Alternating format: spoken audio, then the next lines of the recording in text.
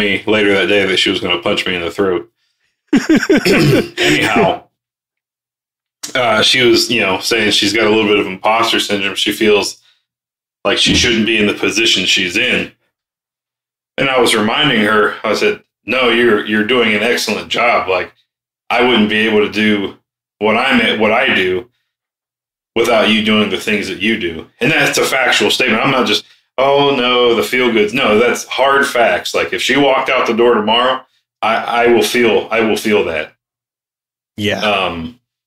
But she's got a bit of imposter syndrome, like I do, like Six does. And and for me, my imposter syndrome is, I feel like I shouldn't be in the position I'm in. I'm not worthy of the spot that I've my current position that I hold in my workplace. Oh, same here. And it's really a struggle. It's a struggle to lead when you kind of have that imposter syndrome, because you kind of want to sometimes, you have to take the reins and run the show. But with that imposter syndrome, you kind of get, or at least for me, I get a little bit timid with it. Because I'm like, well, hey guys, I get everybody's input in this and say, no, this is what we're going to do. Let's make the call and let's move forward. Because of that imposter syndrome, I just feel like at some point they're going to go, bitch, who do you think you are? You know what I mean? Yeah. Like you're essentially the Queen of England. You're a figurehead and you do nothing else. Yes. That's my fear that comes with that imposter syndrome. Yes. And likewise, like with the fiasco we were experiencing not an hour ago, I remember like some time ago, like some of our listeners and some of the guests who came on is like, oh, you guys are doing great. Yeah, there's a lot we can learn from you. Thanks for giving, thanks for putting all this up and making this happen. I'm like, we're not really that cool. Like we're just a bunch of schmoes just trying to figure it out. We somehow figured out how to turn the equipment on and get recording and stuff. So it's not like we're highly qualified for this stuff. We didn't figure it out. That's why we have a shoreline. But yes, he kind of, you and he figured it out, and then you taught me, the trained monkey, how to press buttons. But see, therein lies that imposter syndrome again, though. Yes. Yes. I shouldn't be where I'm at. And that's common for myself as well. Like people who do struggle with this kind of imposter syndrome, they believe they're undeserving of their achievements, and like any type of self-esteem boost, it's kind of like lying to themselves, if that makes any sort of sense to anyone out there. We feel like we were just handed favors. Like we didn't really achieve things. We were just given like a hand-me-out. Yeah, nepotism, whatever. Oh, you're only in the spot because you know the boss. Oh, well, I do know the boss, but I also, have the credentials to be in the position I'm in and the experience. But I think what it comes to is I'm not the smartest guy in the shop, even though I'm the lead. And everybody tells you, you don't have to be the smartest person knowledge-wise on the asset or whatever else to be the boss or to be the lead. But I guess maybe it's in my mind. I feel like no, I should have the overarching knowledge, and I should know the intricacies of everything, and I should be the one-stop shop. That's me in my mind. But I've been told several times that no. You just need to know how to lead people. Yeah, you got to have the knowledge and the skill set, but it's more of knowing how to lead people. And I get it, but again, it just feels like, and you get compliments, right? And I think people who to include my right hand throat McPunchy, you can feed her compliments all day long, and her immediate response is stop it. Yes. And I'm kind of that way too, where it's like somebody tries to give you a compliment and you don't know how to take it. You just, oh no, it's not me, it's everybody else. Hey, I'm just here. I'm just a figure. And I call myself that all the time. I mentioned the Queen of England, or I literally use that reference several times a week. Hey, I'm nobody here. I'm just the Queen of England. I'm a figurehead. It's everybody else around me that does the work. Yes. You know what? I'm almost the exact same way. Or like, I only got here because you guys made it happen, right? Or I stand on the shoulders of whatever profound figure you guys can think of, right? And that it's sad how common that is. And I think personally for us, or at least for me anyway, that kind of comes about with that image. Like you had that one amazing mentor, like that person just like knew everything to a T or could perform something to a T, next to no mistakes. And even though you knew it took them a long time to master that or get that down pat, you don't really see the struggle it took for them to get there. You kind of just see, wow, this person's just like Mr. Miyagi badass, and that kind of subliminally messed with you sometimes, or maybe like unconsciously messed with you. Like you have to hit like this non-existent threshold line. Like your accomplishments needs to pass this point in order for you to be of a similar caliber like that. You know what I mean?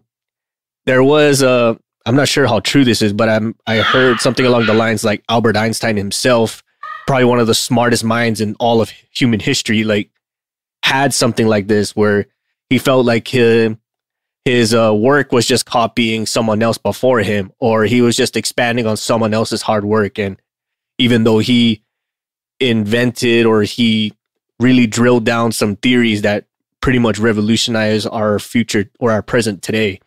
But imagine like hearing someone like that say like, yeah, I'm not that smart and stuff, like knowing that what we know now, like, dude, you're like probably like the smartest person to ever exist. Like, so why are you kicking yourself in the ass? Like, if you feel you're stupid, what does that mean for us? And and I try to try to put a positive spin on it, especially when I'm talking with Throat McPunchy. I try to spin and say, I think those who are excellent in what they do are always self-critiquing. Yes. Because they always see as room of improvement. I'll say, for lack of a better term, an ignorant worker is one that thinks I can't do any better because I'm the best. But a true master is one who always finds room for improvement. Yes. And I try to put a positive spin on it when I'm talking with her or Six or whoever. But, I guess it's more of a do as I say, not as I do, because I also don't employ that upon myself. Yeah. And I catch myself doing that too. Especially, when something's going good, you kind of like start to humble yourself down into such a degree where it's almost self-degrading. Like, hey, we're doing great. Something bad's bound to happen, right? Or we're only doing great because we hit like this lucky strike or something like that. It kind of comes into like that strive for perfection. And I think that kind of comes with the jobs that we're in now and some of the positions we've held in our previous careers, where like it's always striving for that perfect execution, even though it's never possible. Everyone always says there's always a step better. There's always someone who can do it more efficiently. There's always a way to make things run more smooth. And so like you're constantly chasing this stuff, even though you like it's not physically possible for you to do it, but that mindset still exists. So you're constantly chasing that. And it's almost like you almost degrade yourself to the point where like everyone else is on an even playing field, or even more, someone's even is better. They just don't realize it and they haven't tapped to that potential yet. And you're just kind of lying to yourself until they figure it out, if that makes any sort of sense. Oh, no. You think that I think that way all the time. You hit the nail on the head. At any minute, somebody's going to wake up and realize, wait a minute, how did this person get into this role? We'd like to make some adjustments. You know what I mean? Yes. It's difficult, like you said, with the self-degrading, because it's, I don't know, in your own head, like you can't accept a compliment. You can't be kind to yourself and kind of reward yourself internally for some of the decisions you made. Hey, you made the best call you could with the information you had at the time. Yeah, hindsight's always 20/20, because after the fact, of the situation, more information is going to come to light, and you're going to go, oh, I should have done that. Well, you didn't know that at that time. If you did know that, you would have gone a different route, Right. It's a difficult thing to do. But like I said, I try to put that positive spin. Hey, if I was really dead in the head, I'd have just said, no, that was the best call I could make. And that's the best call that could have ever been made. Do as I say. Do as I say, because I'm the lead. Whereas the imposter says, I can always find room to improve. Hey, team, we got this issue in front of us. I'm leaning this way, but I might not see everything. What do you guys see? How do you view it? How do you read it? How do you feel we should approach it? And you get other ideas. And I think with that, though, because if you're in a leadership type role, you go, no, I should have the skill set readily available to make the best call for the situation and for my team and for every variable. And when you can't meet all those variables and you can't overcome all those variables, because like Six said, you're reaching an unattainable goal, you start self-doubting and self-loathing your own ability. Yes. And it's a hard thing to overcome. I think many of us in life are taught to be a little bit humble. So some people are not. We've all met them. But some people, most people, especially me, are I try not to take credit. I try to give credit to literally anybody else but me. Right. And yeah, and that's exactly myself as well. I was reading somewhere, I think it was Psychology Today or the American Psychology Association. I can't remember which one exactly, but it said something along the lines like about 25 to 30% of high achievers suffer some form of imposterism or imposter syndrome. And about Impasta, as they say in Boston. Sorry, I didn't mean to cut you off and make a stupid joke. I just couldn't help myself. Pasta? Pasta? Wait, that actually sounds good right now. Off tangent, but yeah. So about 25 to 30% of high achievers suffer from imposter. God, I'm going to say imposter now. Impasta. I've been saying it in my head the whole time. And then 70% of all adults experience impasta at least once in their lifetime. That's crazy. I didn't, I thought it was just me being a Debbie Downer or me just like having like pre-onset depression or something like that.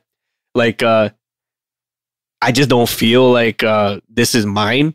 And I think that's really what I'm going to say what triggers a lot of people to have this self-doubting or self-degrading notion is when you highlight them for something good, right? Or like, hey, you did fantastic. You did this, you did that. Here's an award, or they're going to recognize you and stuff. You aced your exam or something. And so they call you up and mention you and you're like, I don't think it was that great though. Or was that really me? Like it's when you start getting rewarded. That's when you kind of start having that humble down and you start wondering if you deserved it. At least for me anyway. Like, so I've been thinking about this whole thing with the imposter syndrome and say, how did this start? Why do I do this to myself? Why do I self-doubt? And I think some of it can stem from lack of reinforcement or positive. What am I trying to say here? Positive guidance from maybe your own superiors or parents or friends you hold in high regards or whatever and whoever. Oh, okay. So you're in a spot and you're making all the calls, and you and I have worked for an individual like this, and they tell you, hey, I hired you for your decision-making abilities. And so you make the call, but then every decision you make is always questioned. People below you and your team might say, hey, well done, yeah, it's the best thing we could do at the time. But anybody above you, or maybe your direct leader, is saying, well, it could have been better though. Yeah, it ended up working out, but there's always that, right? Yeah, it worked out, but. And so that instills that self-doubt in you, because you're right. We're all doing a job. We're trying to do the best for ourselves, for our team, but also to spin a positive light for our leadership, for our company. And so so your boss will go to whatever meetings they go to and say, hey, this happened and so made it happen. Instead they go, yeah, it happened, but I'm going to talk with my guy because I think it could have been better. Right. Yes. So they're not backing you as they should. And if you made a shit call and you're chastised for it, rightfully so. But most of us don't make a shit call on purpose. Right. Yeah. Or unless like they're those individuals kind of like the opposite of imposter, where they feel arrogant about their abilities. It's kind of like they're compensating for their lack thereof. So like they don't exactly know what to do. And instead of just admitting it and trying to figure it out, they try to fake the funk. Right. Yeah. I think so to give an example, back to the guy you and I worked for, he would say, you're always going to be wrong, but you can be a little less wrong. Oh, what the hell is that? What am I to do with that? Right. Yeah. So then you have the imposter syndrome of, man, every call I make now, I don't think it's the right call, or I'm second guessing myself on everything, or I lose faith in myself. And then when you're told things like that, and when they do it in front of others, others start doubting you as well, or they question everything that you direct. Yes. Hey guys, I think we should do this route. Is that so? I'm just going to go talk to your boss and see what he really says. Oh, okay. All right. Well, I'll be over here then. Yeah. Doing clerical work. Thanks. Yeah. Oh, like you just magically morph into a freaking clown, right? Like, I'm just here for your entertainment. Hey, everybody, watch me make freaking animal balloons and some dumb shit, right? Or the court jester. Yes. Or like you're the team water boy, like, good game, everybody. Here's your cup of water. I'm like, get out of here, scrub. I'm like, I'm sorry. Right? Yeah. So what do? You mold yourself into a role where you can support your team and let your boss run the show because you're afraid to make a call, and your team sees it too, right? Your team, your peers, your counterparts, your whatever, they see it in you. They go, "Hey, what's going on with you? Like you're a sheep, Yes. And it's just degrading. Yep. I think Stig mentioned in a previous episode an example where like one of his buddies, he did an inspection, and I think this kind of goes into like self-doubting your abilities. I don't know if he had like a previous encounter where like he made a mistake and he got called out for it, but like he's starting to have like some imposter, like, yo, I can't do this. I think I made a mistake. I need to call over to the next station where it lands so like they can do a check on it and make sure. And then they do the inspection. They look it over like, dude, you're good. Like you're fine. Like you did everything right. You did it by the book and all this other stuff. It's crazy like how like simple little shit, like even just thinking about that you missed a step somewhere, it just starts sewing in all that doubt, that imposterism, and that failure in imperfection. I'm like, or like the fear of failing a major responsibility. That's a big one for us as well. Like, oh, you forgot to look at this when you did your pre-flights, or you forgot to sign this way in the books, or something like that. One of the biggest results of imposter syndrome is trying to think of the right word here. It's failing your team. Yes. I can't believe it took me that long to get something so simple. I was trying to get fancy with it, but it's fear of letting down those you care about. Yes. No, I don't mean, yeah, it could be care about, right? It could be your loved ones. Hey, I didn't do a good job at work and I might get terminated. I might get demoted. I might get whatever. That's going to affect my wallet, which is going to affect my family. And there's all that. I let them down. Mm-hmm. But also, your immediate team, like, hey, I've let you guys down. I'm not the lead you need, Yes. Yes. Just earlier this week, I toyed with the thought of stepping down. Just kind of a real rough couple of days happened, and I kind of drafted an email, and I didn't send it.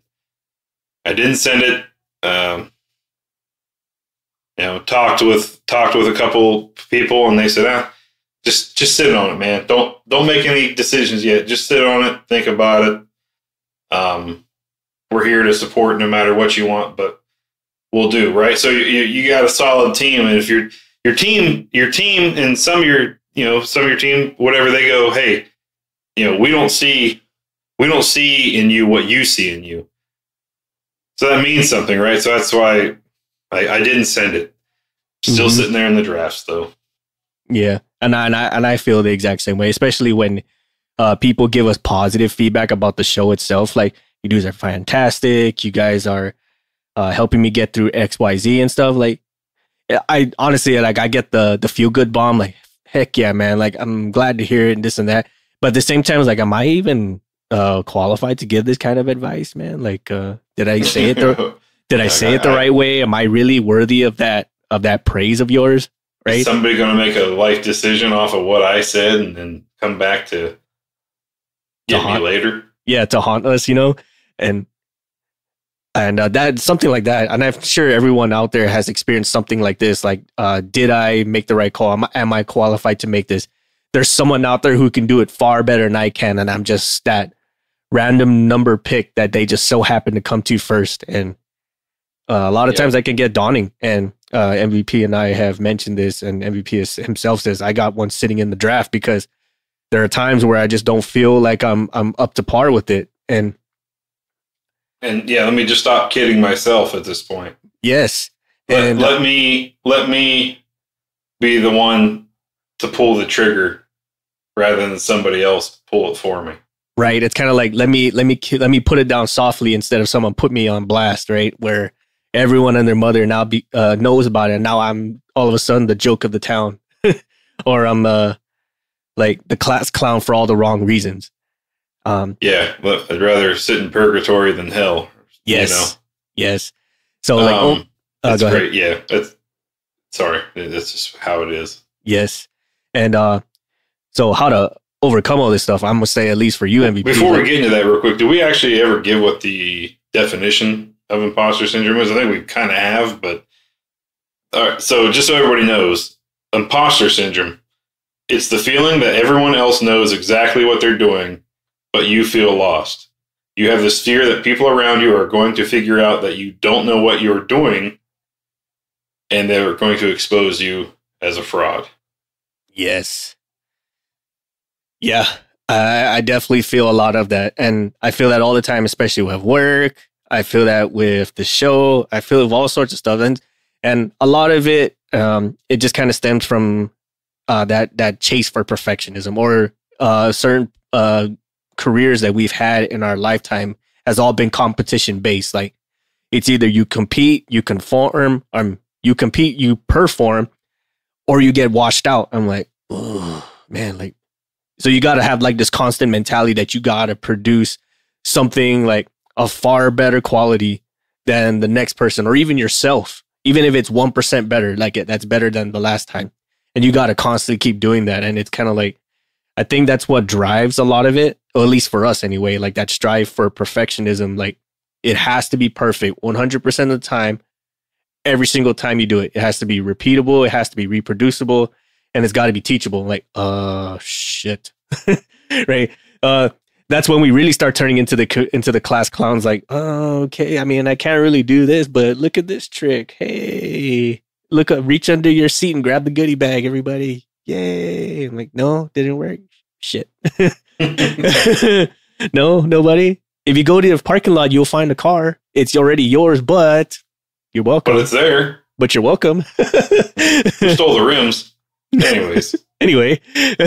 So like, how to overcome stuff like this, right? Well, let's go through some of it first. Maybe some of the listeners don't know how to identify it. Maybe they think they're feeling it, or they see it in one of their counterparts, right? Good. So what are some symptoms of imposter syndrome? Crediting luck or other reasons for any success. We kind of talked about this. Literally, anyway, I said it myself. Anybody else, it's their. The reason it worked is because they did it. I'm just here. I'm just the queen, just a figurehead. Yep. They're parliament over there. Fear of being seen as a failure. Yep. Feeling that overworking is the only way to meet expectations. I have been doing this a lot lately. I did it. Six and I did it a few years ago when we were at another job together. Religiously working 15 hours a day, 5 to 6 days a week, just to make sure we weren't seen as failures. Yes. I mean, I'm telling you, listeners, that was a very real thing. I am finding myself sliding back into that very role now. I've been putting in 12 to 14 religiously here. Six and I have talked. I mean, we talk a lot, but off air, been texting back and forth, and I told him, I said, I feel like I'm back to where we were, 4 or 5 years ago. Just that feeling of myself, okay, the only way I can stay ahead of everybody is by staying in my desk longer. Mm-hmm. Feeling unworthy of attention or affection, kind of what Throat McPunchy said. Yep. Hey, you're a backbone to this department. I couldn't do what I do without you doing directly what you do. Stop it. You know? Yep. Downplaying accomplishments. Yeah. Hey, you did a nice job in that report. It's no big deal, man. It's everybody else here, you know. It's just the numbers. I just put the numbers on the slide. Yep. Then you say, no, because of the processes and stuff you implemented, we've actually been able to drive the numbers positive to what you just presented. Yeah, but I mean, you know, I came up with the idea, but I mean, it's everybody else to implement it, you know, and to act upon it. So you just can't take a compliment. Yep. Holding back from reaching attainable goals. I don't know if well, maybe it is holding back. I think I just quit setting goals. Yeah, I feel that way too. Like, why set them so I can fail it, right? Right. Yeah. Why set myself up for my own failure? Yep.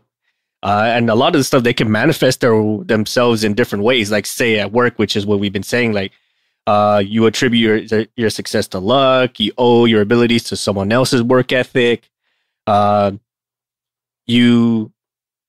don't feel like you rate a promotion or a raise or some kind of praise, right? Like it's not yours to have.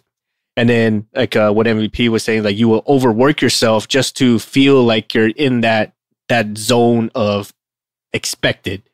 And I think we kind of joked about this. I want to say it was with Stig or a previous episode where you feel like you're not accomplishing enough unless you put in that extra sweat equity, and then you start burning out on this. So you kind of self-induce a burnout, and then you start acting a wage or acting your pay grade. But by that time, it's already like bare ass minimum, and you almost soft quit on yourself. Yeah. Well, for me, it's more of because I'm not as smart as everybody else. I have to work 14 hours to get done the same amount of work as they get done in 8. Yes. You know what I mean? So, okay, if I'm not smart enough to get the work done in this amount of time, I got to put in the extra time so I can maintain or I can keep at their pace. Yes. But reality, everybody, is that those people are just, it looks like they're doing everything they need to do in that hour period. But the truth is they're not. There's so many things that people are like, it's the end of my day. Eject. Yep. You know, I'm ejecting. Like, this shit can wait till tomorrow. You know, I don't care, but they make it look like they got everything done. Mm-hmm. Or it's perceived that way. And you're like, oh my God, I gotta get up with it. I gotta stay on top. I gotta, you know. Yep. Yeah. Or have you ever felt like you've done your 8 hours, you've accomplished all the tasks that you were assigned for that day, whatever that assignment may be. You've done the 8 hours or whatever your time frame is, and then you check out on time for that job, and you feel kind of guilty. Like, I feel like I should have done more, even though you finished all your assignments or all your taskings. You just like, I feel like there was more for me to do. Like, yeah. Or what am I forgetting? Oh, I forgot to do something. Oh man, I forgot to do something. I'm going to hear about it tomorrow. Right. Or they only gave you a short list of tasks because they feel you weren't capable enough. I felt that a whole bunch of times. Like, we're going to give this guy the easy list because anything more than this and it's beyond his or her capabilities. I'm like, even though that might be completely untrue, that's just kind of how you feel, especially when you check out early or check out on time. I'm like, I kind of feel like I kind of been cheated. Like, I should not be able to finish what I was tasked to do. I don't know if anyone else has felt something like that, but I for sure have. Yeah, I mean, I think we've all felt that way at some point. Yep. So, like, those are some of the ways, and it can manifest itself in all sorts of stuff. We're particularly been keen on work, but it could also manifest itself in school, your family life, relationships. If you just starting to date or whatnot, school for sure. Like, that's like, you can see the results right away, especially when it comes to the grade. And some people, you know, they don't chase the grade. As long as they pass with the C or whatever the case may be, they can go about their day like nobody's business.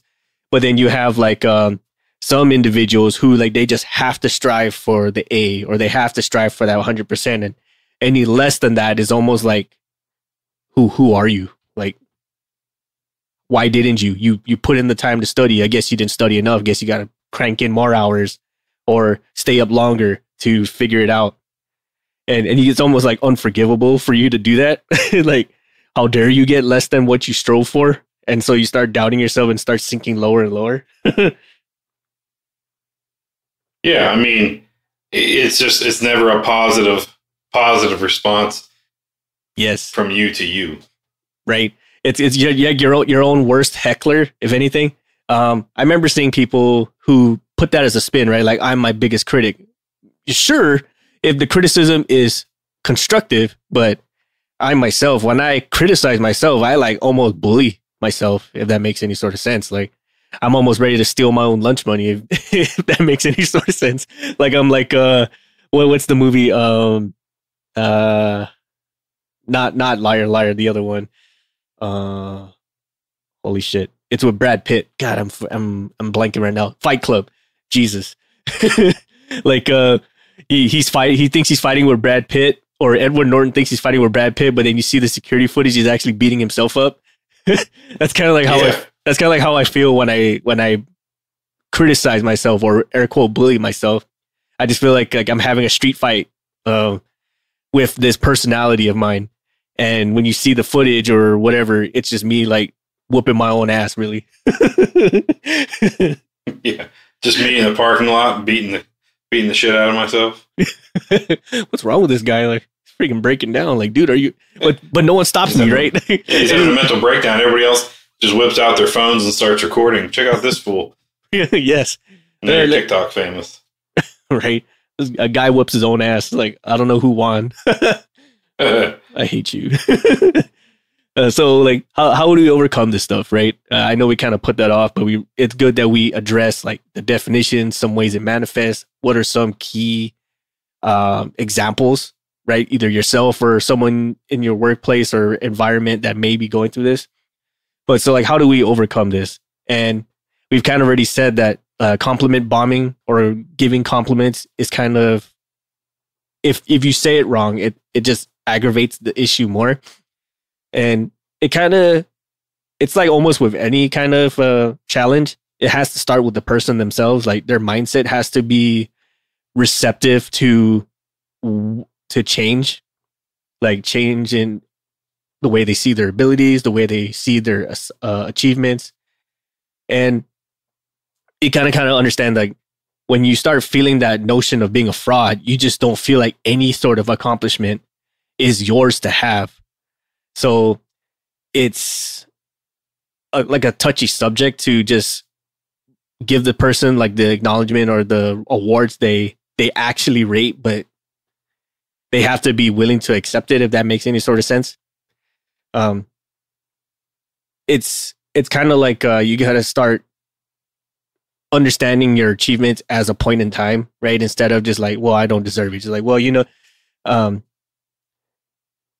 kind of measuring your achievements for yourself instead of measuring it and comparing it to what other people have done, if that makes any sort of sense. Like, I got an award today, which I didn't have yesterday, or something like that, versus like I got an honorable mention during a team meeting, but this person got employee of the month 3 months in a row. Like, that's really gonna fucking drive you into the dirt if you consider it that way. But but like, if you see it as your an accomplishment regarding yourself, like, you got an acknowledgement today which you didn't have yesterday, or something like that, right? It's that kind of sounds weird, but that's kind of like one way to go about it, right? You kind of have to start having the battle with yourself. Like, you did better than yourself yesterday, and that's start, right?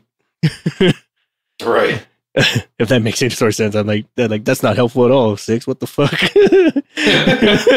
You piece of shit. But so you got to be able to separate your feelings from the facts. That's the big one, right? You may feel sorry for yourself, or you may like feel you rate it, but if you can understand the facts that led up to it, that led up to someone acknowledging you or awarding you or God forbid, awarding yourself, you got to be able to separate your feelings from it. Like whether you felt that you deserved it or not, the task got accomplished, the objective got reached, and you were instrumental in that happening. What part you played in it, I mean, that's all subjective and how the words get played around. But if you were part of it, then that's considered fact versus like, even though like with Throat McPunchy or is it? Yeah. Throat McPunchy, like whether she feels like she only played the most minuscule role ever, that one minuscule role could have been the pivotal point between a decision being made and a piece of paper is getting crumbled into the trash can and never to be seen again. That was the difference. And I think us in the aviation world, we've all have seen and heard where like the most minuscule thing can have the most profound effect. And Throat McPunchy was one of them. Like you've catalyst, that's the right word. You've became a catalyst for an action. Dude, I just felt what was good that? about What was that band? Catalyst. Catalyst. To pull me down. I forever hear that whenever I hear Catalyst. Newfound Glory. That's who it was. Yes, yes. Jeebus. Oh man. Oh, we're reliving the early 2000s here. Hell yeah. Is our age showing, everybody? Thank you. Shut up. But yeah, I'm not old. You're old. So you got to be able to separate your feelings from the facts. Off tangent with old, man. Like I think I had this conversation with you sometime where we were walking the line and a song was playing in one of the Mex's jukebox. Holy shit! There I said it again. Jukebox. One of their jukebox. One of their Bluetooth speakers was playing the song. Like, hell yeah, I remember this song. This was the jam, right? And I think the song came out in 2008. I don't remember what the song was, but I remember specifically it came out in 2008. I'm like, heck yeah, this is a banging song. And then they just kind of stare at me all stupid, like, dude, how old are you?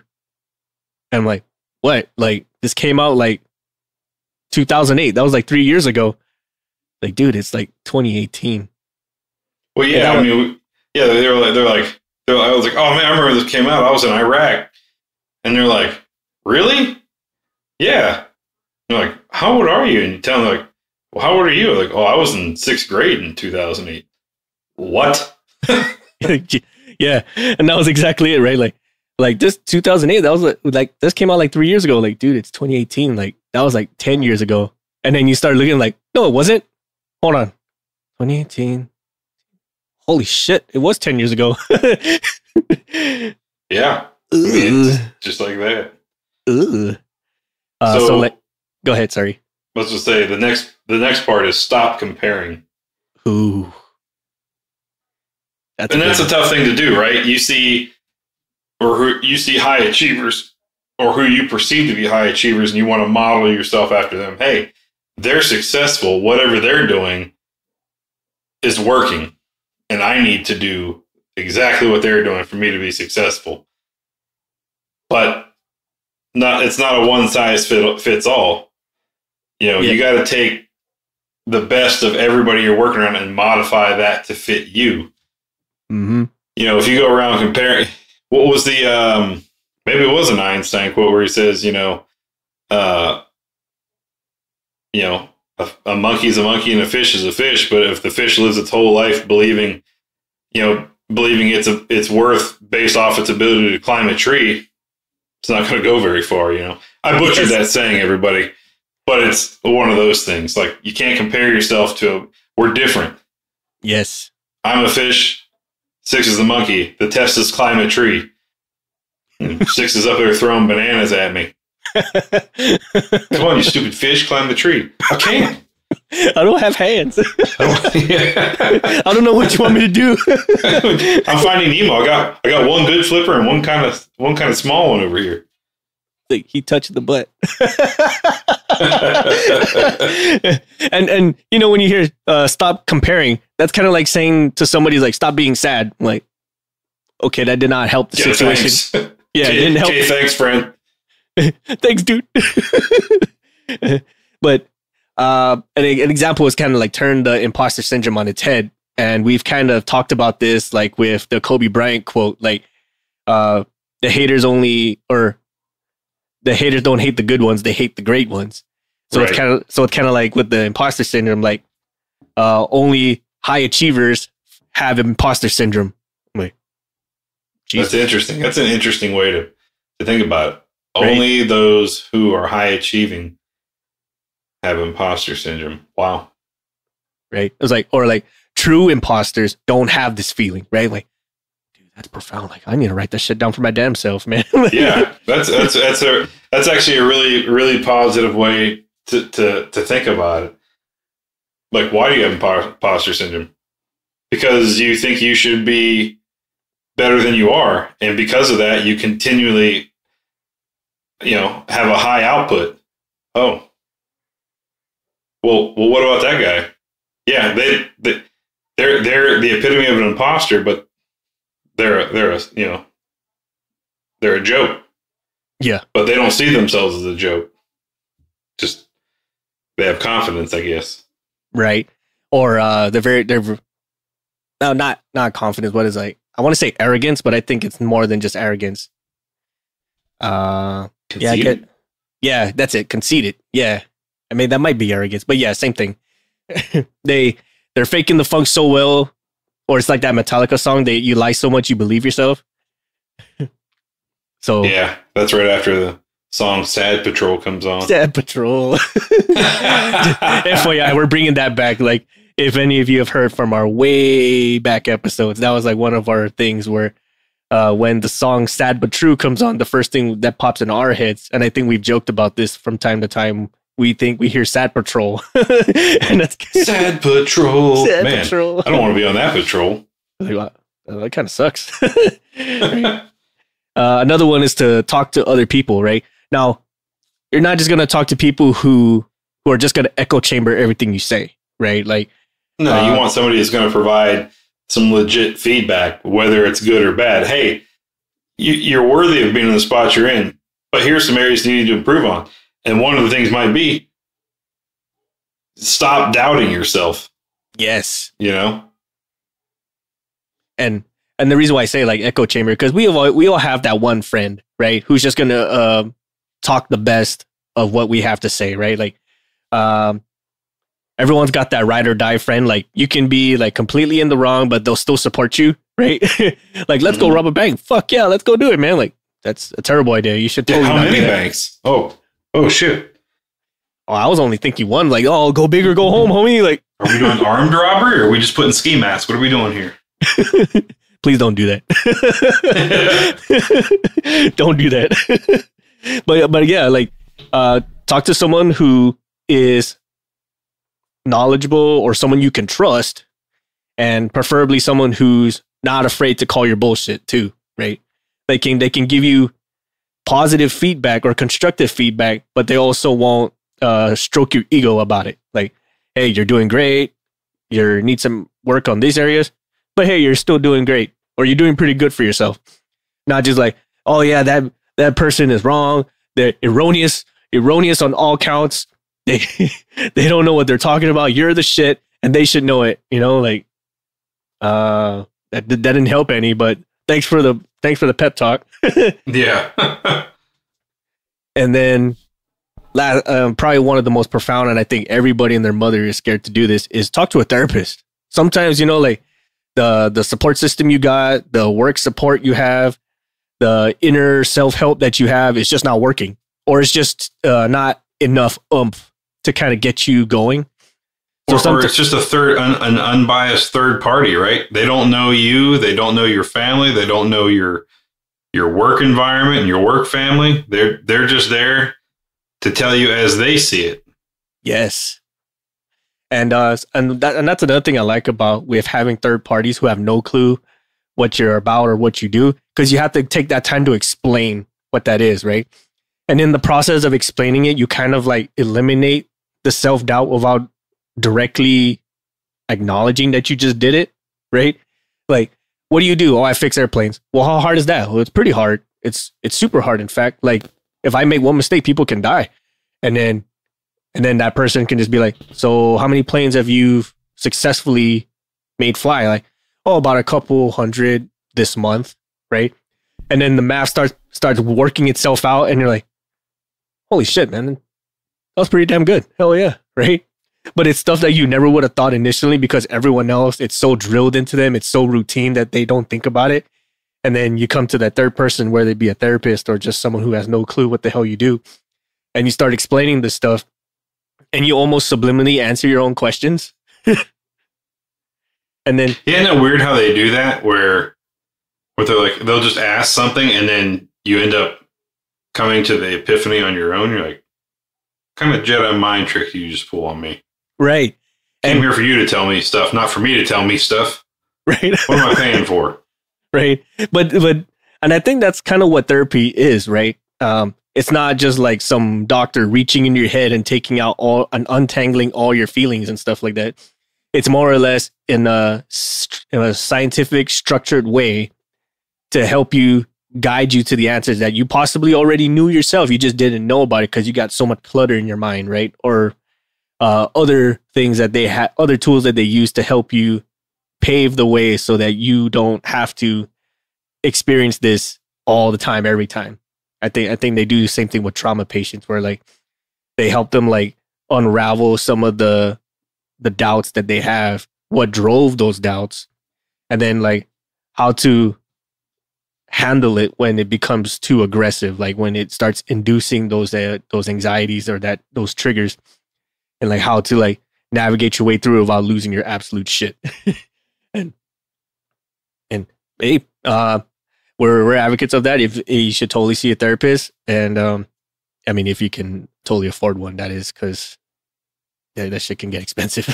Yeah, it can get expensive. I know I've seen some advertisements. I think you on YouTube, and this talked about there's like these apps now where you can kind of use this app and it'll help you find a therapist that's right for you. Yes. And obviously it probably costs something, right? Nothing in this world's free, but might be a lot less expensive than an actual in-person session. But if you're kind of like me, I'd probably almost prefer the in-person session rather than headphones in, driving my car, trying to get the deepest emotions out of me. Right. It might not be the best thing. Right. Or sometimes it's better to have a face-to-face conversation too. Yes. Feels a little more sincere. Yes. Right. And you could actually see the person's reaction, like, oh, that's interesting, right? Or, oh, tell me more about this, right? You could actually see the curiosity or the movement of their emotions, like, oh, okay, like this person really grabs and understands. And sometimes, like it may be just a step below a therapist, right? Like it could be like some kind of coach or a mentor or something like that. Maybe be just like a third party mentor or third party coach. And I think life coaching is a big thing that's up and coming nowadays. So not exactly a therapist. They have some of the similar tools, but they're not as scientifically structured as a therapist. So that might be an option as well. Either way, it's like that third party disconnect so you can talk your way through it and figure out a path forward from there, instead of just like telling someone who already knows what the hassles and the hardships are, and you're just preaching to the choir, and you're like, whatever, dude, just shut up and move on. Because we've had those ourselves. Like talking to certain peers, it almost induces more of that imposterism, that impastaism, because they already understand the hardship and they're going through it themselves, and they just kind of like, dude, just shut up and color. Like, I'm having my own problems. I don't got to do of your shit. It sucks for everybody. Deal with it. Yeah. Or like everybody's having problems, right? Everyone has their bullshit. Just freaking drive on and deal with it on your own time. Like, thanks. That doesn't help at all, but thanks. And that kind of goes into like no matter what you do, you're always wrong, but you could be less wrong. Yeah. You'll always be wrong, but you can be less wrong. Oh, well, why even try? Right. And we understand that having this kind of imposterism, this self-doubt, this fear can be very paralyzing. Like it can just really freeze you in your steps. But knowing that you're capable, and then kind of like what we were saying earlier, like only high performers have this kind of feeling, that should kind of be a little bit of a reassurance. Like, you can do this, you do rate this, you are capable. And the fact that you're feeling this just shows that you're more in touch with knowing what's going on and how to really learn the base and how to direct the changes that needs to happen. Because if you feel this way, know this: you're high achieving. Yes, you're the reason you feel that way for fear of being not high achieving. Turns out you're actually high achieving. Ooh. So it's kind of strange, huh? It is. I'm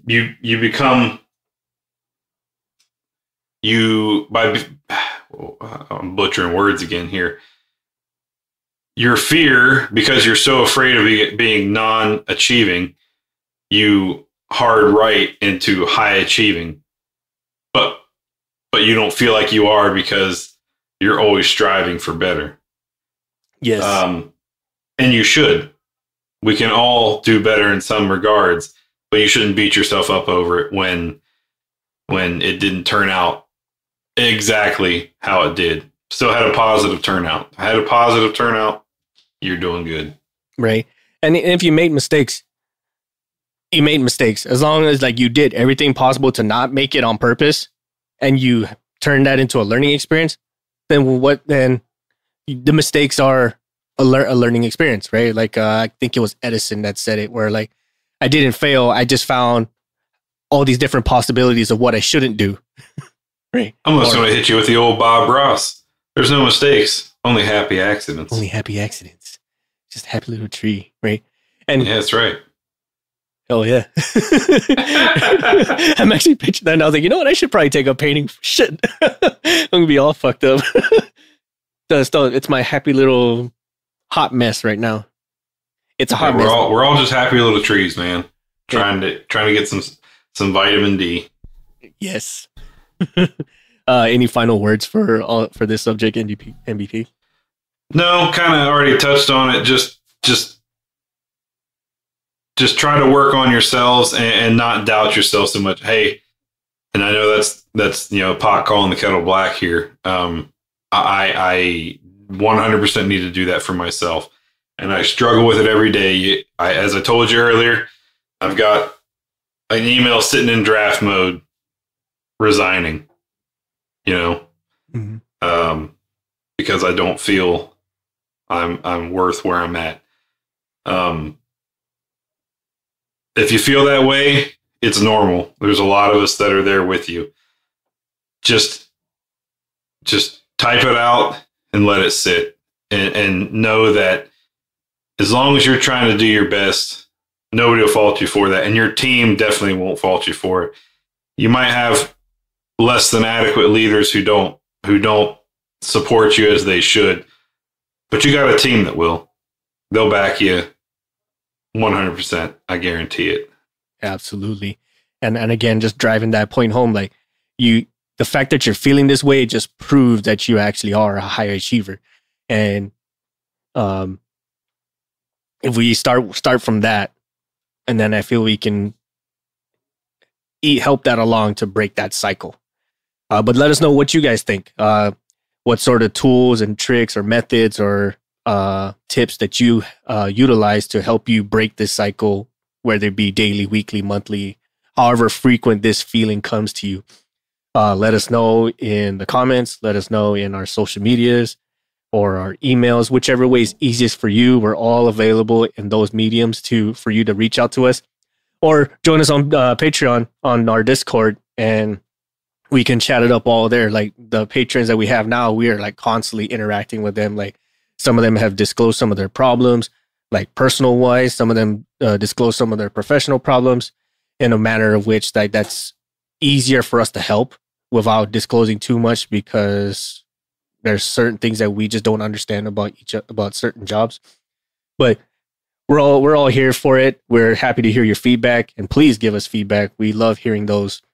And we also have our comics that are newly released, so check those out on the new Tapas app. I know we're biased here, but they're excellent. They're a freaking choice. I love it. Yeah. Sometimes I forget that we're the ones who created it. So like, oh, this is pretty damn funny. Oh wait, I made this. That's me in the comic. Yeah, it still comes as a surprise because it's so relatable. I mean, and everything you're seeing in the comics is either a true story that's happened to us or someone we know. Yes, it's a real slice of life, as some people would say. By all means, check those out. Let us know how you guys feel about this episode and the comics itself, whichever outlet is easiest for you. And on that note, thank you guys for everything, and we'll see you all next time. Bye, everybody. We would like to take this time to thank our patrons for supporting our show and allowing us to make episodes, maintain our gear, and create merch for all of our listeners. With special thanks to Erica Lamont, Chris Hawkins, Dan Schubert, Ryan Frushauer, Kyle Keir, Caleb Stockhill, Jenny Dignan, and Jennifer Brofer. Thank you all so much for your support and patronage. If you like our show, please support us on Patreon. You'll receive awesome perks such as access to our private Discord, discounts on and early access to merch, first glimpse of our comics and other projects, and so much more. Visit our shop at cancelformaintenance.com and grab some swag to show off both your support for us and your prowess as an aircraft technician. If you have suggestions for the show or have a guest recommendation to be on the show, send us a line on our contact us section at our website, and we will do what we can to get your ideas and or your recommendations on the show. You can also follow us on social media, such as on Facebook at Cancel for Maintenance, Instagram at Canx, that's CANX for Maintenance Podcast, Twitter at CXMX Podcast, and now you can catch us on Tapas, where you can view our latest comics. Check out our affiliate, RockwellTime.com, for watches and eyewear that support both your sporty and classy lifestyles. Use the code CX4MX, that's the number 4MX, to save 10% off your total purchase. Thank you all again for your listenership and support, and we will see you all next time.